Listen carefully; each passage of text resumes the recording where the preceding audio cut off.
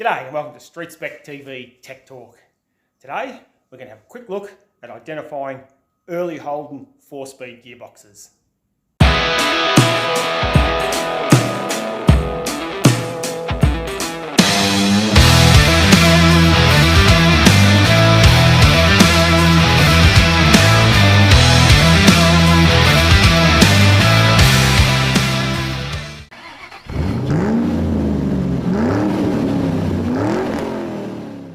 The Holden M20 and M21 gearboxes were used by General Motors Holden in Australia from the early 1970s through to the early 1980s.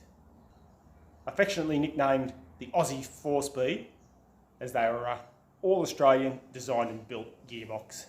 Now in this video, we're only going to look at the M21 and the M20 gearboxes.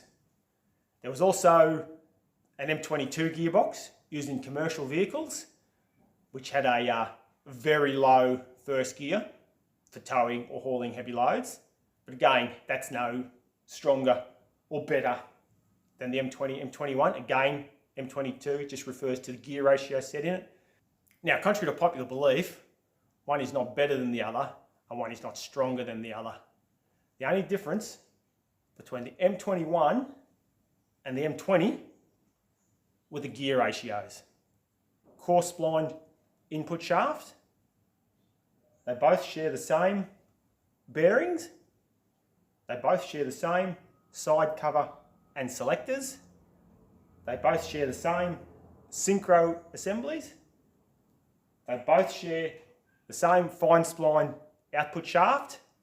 And they both share the same linkage and shifter assemblies. And the only difference between the 6-cylinder box and the V8 boxes was the length of the input shaft. Again, the 6-cylinder boxes share the same bearings, same synchros, same fine spline output shaft as the V8 boxes. Now, one way of identifying an M21 to an M20, if the gearbox is out of the car, you can have a look at the front input shaft. The M21 has 2 grooves on the front input shaft. The M20 has 1 groove on the front input shaft. Now, you have to remember that these gearboxes are 50 odd years old now. They've been rebuilt a number of times, probably in their life. They've had parts chopped and changed, non-genuine parts put in them. So that is not a 100% method of identifying the gearboxes. Now, if the gearbox is out of the car and you want to be 100% certain if it's an M21 or it's an M20, what you can do is have a look at the part numbers on the cluster gear and the part numbers on the input shaft. The M20 has a 496 cluster gear and a 925 input shaft, and the M21 has a 497 cluster gear and a 924 input shaft. Check those numbers and that will 100% tell you whether you've got an M20 or an M21.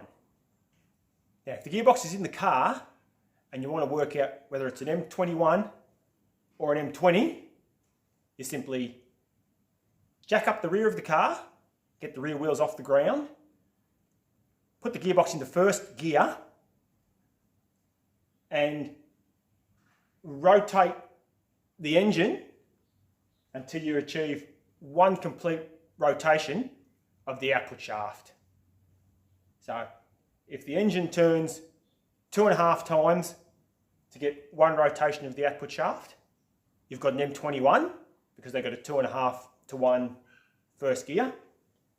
If the engine turns 3 times to 1 rotation of the output shaft, you've got an M20 gearbox because they've got a 3 to 1 first gear.